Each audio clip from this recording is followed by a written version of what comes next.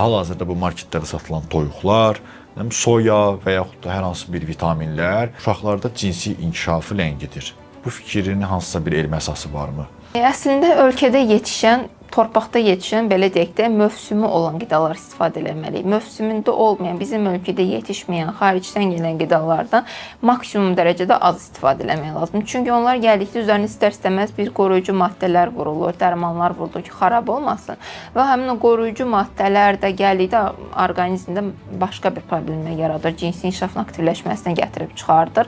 Yəni, əgər həyətlərini yetişdirə bilirlərsə, çiyələkdir, məsələn, və meşə çiyələyi və s. belə bir şey verə bilərlər. Ya pomidor, xiyar, bunlar hamısı vaxtında mövsümündə, indiki mövsüm meyvələrindən verə bilərlər. Amma qışda həmin meyvələri verək və yaxud da qışda qarpız yeyək, yayda başqa bir şey, nar yeyək, bu bir qədər bir-birindən uzlaşmayan bir şeydir. Çünki qatılan qoruyucu maddələr, gübrələr, bunların hamısı nəticəsində həmin o meyvəni erkən yetişdirdiyi kimi uşağın da cinsi inkişafının erkən başlanmasına gətirib çıxardır.